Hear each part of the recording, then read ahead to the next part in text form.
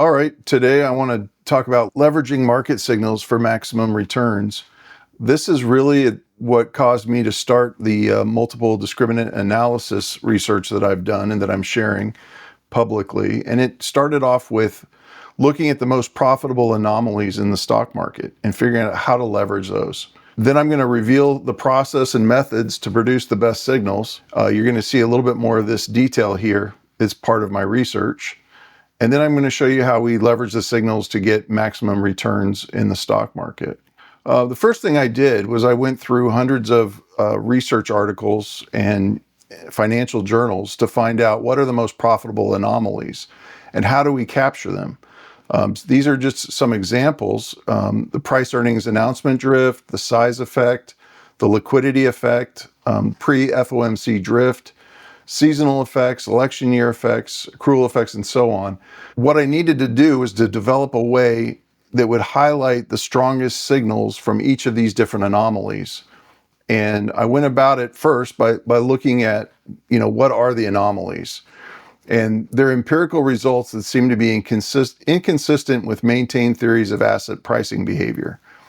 There are statistically significant anomalies in price movements, and they're not explained by the capital asset pricing model. Okay, those are financial terms, but it basically means when the price of an asset doesn't match the expected market value. And so what I was looking for is, what are things that are breaking out or should break out that haven't moved yet that are totally mispriced, and how can we detect it before it happens? And so here's some of the anomalies we talked about. The size effect anomaly, the little stocks tend to move very large swings, very volatile. And you can see here on the volumes how it has almost no volume and then all of a sudden it explodes. Those are unusual anomalies. Usually small caps are going to move a lot more than the large caps. There's something called the Federal Open Market Committee announcement drift, the FOMC drift. And this is whenever the Federal Reserve meets on Wednesdays and they have their announcements. There's this enormous skew that's been documented over the years, and it's actually been published by the New York Federal Reserve Bank themselves, that they see investors loading up on Tuesdays ahead of the Wednesday announcements. And so this causes volatility in the market, and it can also create large returns that are a good anomaly.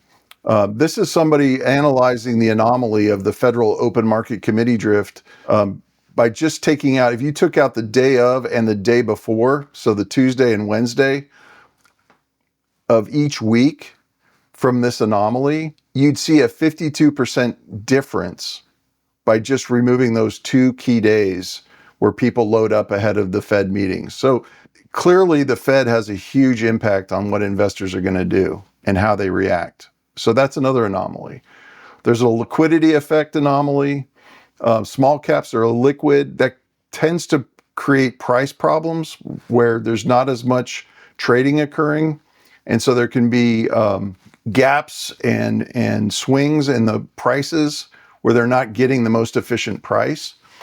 And what we found was the liquidity timers outperform bottom timers by as much as 4 to 5% annually.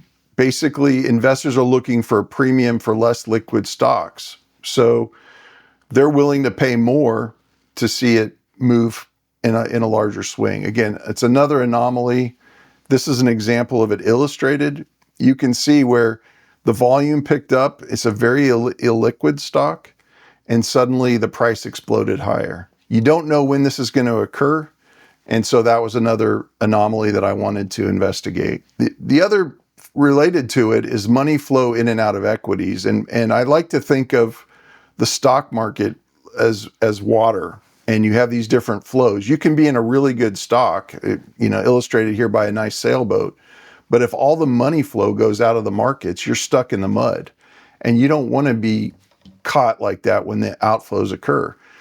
And the stock market itself is that way too. You have the small cap stocks that are sort of like shallow water, and you have the large cap stocks that are like the deep water. It takes a lot more money to move out of those deeper basins to cause the larger stocks to go down. And then related to that, bonds, derivatives, foreign exchange markets, those are much larger than the stock market. So if money is moving out to bonds or moving out to foreign markets, it's going to cause the stock market to go down. This is considerably smaller. So I picture things kind of like bodies of water. Another huge effect are the seasonal effects. We all know about the December effect, the January effect. The fourth quarter tends to be the best quarter of the year, and we can see that here. September averages the worst since 1927, and then we get a nice Santa Claus rally, people call it, all the way into January. Again, these are average returns from 1927, almost 100 years. It's a very strong pattern. And insider trade effect. We know that insiders have superior knowledge, and I've done multiple studies and published that you can read about that CFOs and CEOs have better insider information and they outperform all other insiders. And I've confirmed these published studies that show the same thing. So if you want to follow an insider, go with the CFO anomaly. And again, how do we incorporate all of these anomalies into a trading methodology? And what I did, here's another, a buyback anomaly. Microsoft a few years back announced that they were going to do a $40 billion buyback. Well, that has an enormous impact on demands for the shares, interest in the stock, investment inflows. And you can see from their announcement, it helped drive prices higher. Now, there may be other contributing factors, but buying back 40 billion in stock is an enormous incentive and inducement to price increase. We all know about the government trading. We've seen that senators and congressmen are outperforming the stock market, and they have incredible inside information that many of them trade on. And so we can see that there's been documented returns that are outpacing the stock market year after year. How do we capture that as well? And not all of them are reliable. Not all of them are good. How do we find out which ones have good information? So I pulled all these anomalies together and figured out, well, I need to do a momentum anomaly comparison. How do we do this? And it basically came down to two types of anomalies. There's an earnings momentum strategy that some of these scholars say is the best, and there's a price momentum strategy that is a good one to study. Both of these outperformed, but what I found was that the earning momentum strategy is you're forced to go by quarterly earnings reports, whereas a price momentum strategy, you can look at a continuous return analysis. And I wanted something that I could use every day of the week and not just close to earnings times. So the premier anomaly is momentum. Stocks with low returns over the last year tend to have low returns for the next few months, and stocks with high past returns tend to have high future returns. This is an anomaly that's been written about in hundreds of journal articles, and they haven't been able to explain it. And part of it is they're not using multiple variables to analyze all the data at the same time, and they're trying to explain it away with individual variables one at a time.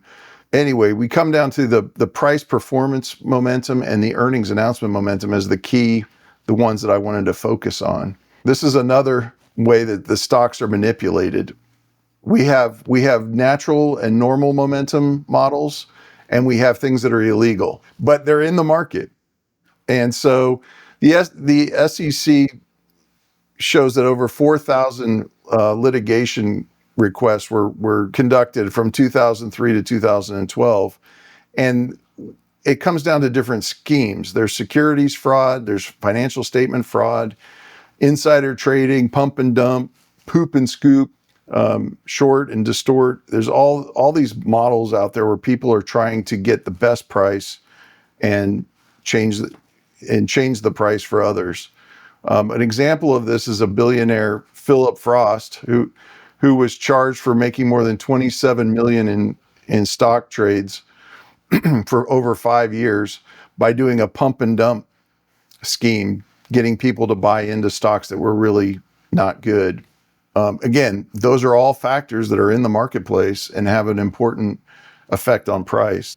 So what I wanted to do after figuring out what are the most profitable anomalies is find a process and a method that would give us the best signals for trading.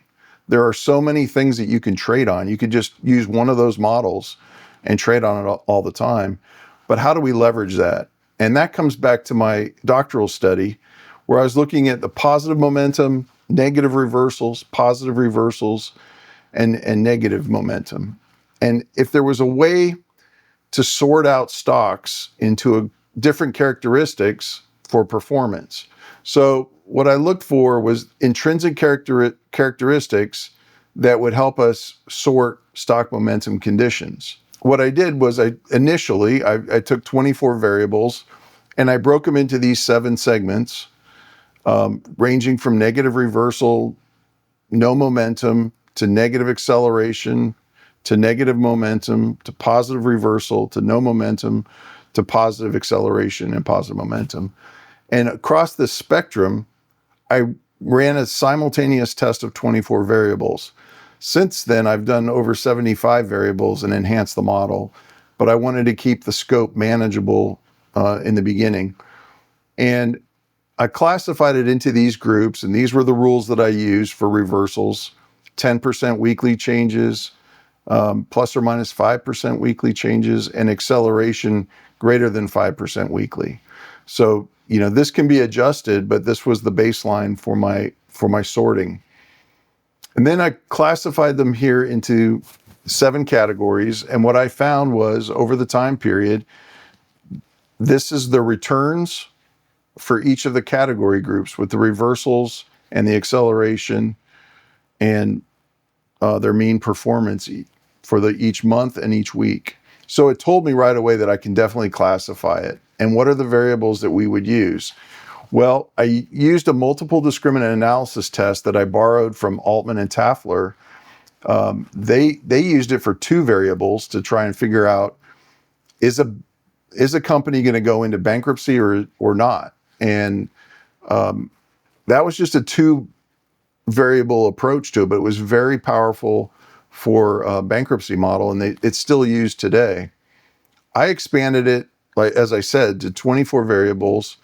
I smoothed the data and I found out, which ones were significant, which ones were not significant, and how would we use them as discriminant variables. Now, just because a variable is significant, it doesn't mean we want to use it. We want good discriminant variables. So here's an example, a real simple example of 2 of the variables: price and shares outstanding. And what you see here is a plot from momentum segment 1 to momentum segment 7, with 4 in the middle, which is no momentum. And the curve looks very similar. This is the mean of the price of the stock, and this is the mean of the shares outstanding. Very similar correlation. Just because they're good at separating out the different categories, like you can definitely tell there's a difference between no momentum and positive momentum, doesn't mean that these are 2 good variables to use together. So you can see that it doesn't discriminate well between a negative acceleration in segment 2 and a positive acceleration in segment 6. So I needed discriminant variables. And by that, I mean, let's look at the mean of price and the mean of relative strength. These variables discriminated much better. So using them together, I can figure out which stocks belong in segment 6 up here, which ones belong in segment 2, which ones belong in segment 4, and so on. So it separates it out much more clearly. You can see that these are 3 very different variables. And when you put all that together, it comes up with function equations. And these canonical discriminant functions are used for the X and Y axis. And I plot here these different centroids of 7 means for each of the 7 momentum conditions. And what we want to see, this is segment 6, and we want to see a cluster of stocks around segment 6. And they just happen to be highlighted in red for this chart. But this chart will go to explaining a lot of questions that I get about how long is the stock going to stay positive? When is it going to turn negative? What's going on with its gains? Are these improving or weakening and so forth. And really what they're asking is how long is it going to stay near the mean of segment 6? And that's a variable function that looks at all these different variables. They're different. The formula is very different now, but it tells me what the breakout stocks cluster closely around the centroid. Same thing for segment 2. The breakdown stocks cluster around segment 2. And then over here is 4. You can't really see it very clearly, but that's the no momentum. And it's these purple ones, and they're kind of up here not getting very good values. So it's broken into, here's 3, which is negative momentum. It's clustered here, and then this is positive momentum. And you can see how positive momentum and positive acceleration are grouped together on the right-hand side of the chart, whereas the negative is on the negative side. And then the more volatile movements are lower down in the chart. So these stocks are probably moving with very large price moves, but they need to be clustered near the mean, okay? And related to that, one of the questions that I get a lot is, how do you know when it's going to go into breakout conditions? And the answer is based on the range that I put around this centroid. It's called the Mahalanobis distance. If I make that a big range out here and a stock moves across that line, it's in breakout condition. Now, it may have nothing to do with the price, and we'll see that in some of the charts that I review. But as it crosses closer to 6, it's going to get a stronger and stronger signal, regardless of what the price is doing, because this is not based on percentage price change. This is based on, other variables that are non-price change variables. And so this is kind of the basis of the model. It's just taking the variables and it's clustering them based on the mean of that centroid. So the more it has in common with the descriptive values of each of these centroids, the closer it's going to get. And then what we want to see is it classifying them correctly? And what I found was, this is the predicted group membership. And here's 2 and here's 6. So the negative acceleration was landing 77% of the time into the predicted group membership. And then over here it was 71% of the time. And you can see these are lower, like the negative reversals and things are lower because that's a very fluctuating condition. A negative reversal can happen in one day. These tend to last longer, so we get stronger signals. And what we're looking for is, how are they moving up this spectrum, across the cycle of momentum?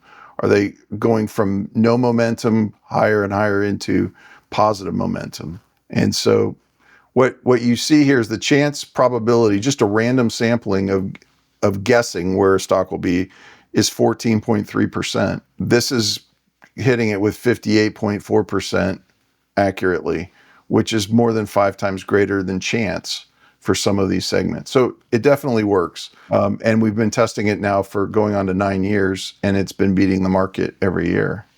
And we're getting probably more discriminant variables as time goes on. And then this is converted over into those momentum gauge charts and the MDA breakout charts that we can show on the top vmbreakouts.com blog with all of the different stocks that have been breaking out over the past year. And you can see how the timing really matters, and how the signals and the colors, they really, when people ask me about, well, what's yellow, what's green, what's red, it's really this, the movement across the spectrum from very negative to very positive. And I'm trying to show, as simply as I can, the magnitude of the momentum breakout or breakdown.